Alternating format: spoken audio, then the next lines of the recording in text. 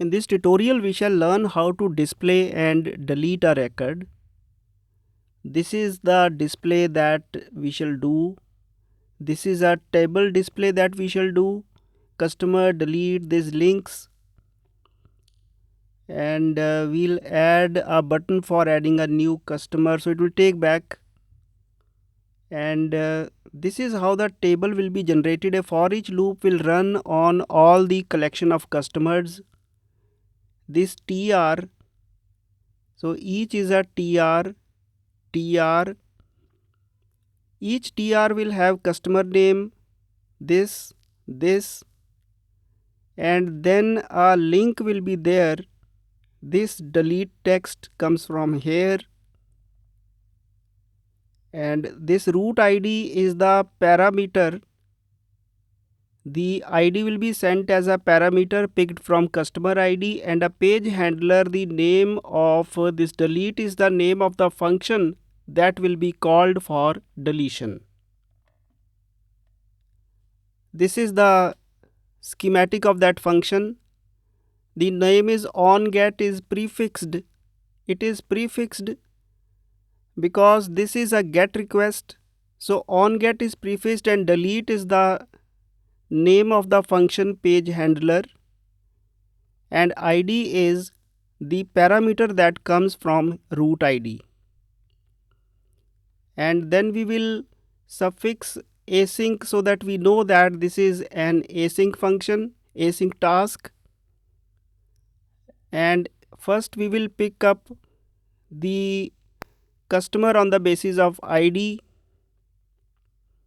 If customer exists, then we'll say remove, save changes async, and redirect back to the page so that we can show the page again. This is how the project will look like.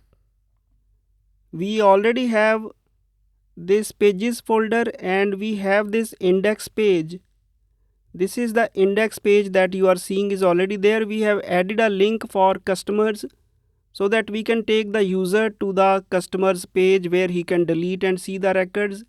This page will be added. This page will have to be added like this one has been added, customers.cshtml and its backing file. This form we have already discussed in the previous tutorial. You can see it there where we showed how to add a record name, validator, and we have this submit and all. Now today we have this customers page added, and in this customers page we have the page directive that shows the route format. The handler will receive the delete function name and id will receive the parameter. This will automatically reach your function. We'll show in a moment, and we have this link at the top for adding a new customer. But right now this is the headers, that customer and delete. This is the collection over which a for each will run. Let me show where this collection comes. Open the backing file. This is the customers model backing class. This project context for databases is received through dependency injection, the di, and it is cached here, project context, so it will ultimately be available to all the functions.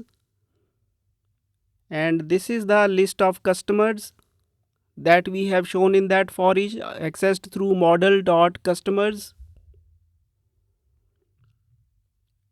And this is filled through the onGet async when the page is opened for the first time.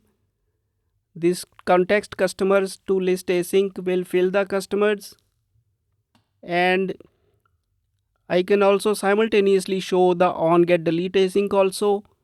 Find the customer, if customer exists, remove async, and this is the completed backing class.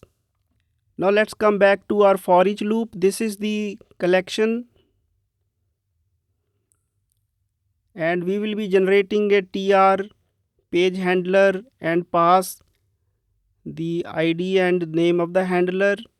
So these are going to work for us. And now we can run to see. So this index page, see all customers. The list of customers is now there. Click on delete and deletion takes place. Click on delete and deletion takes place.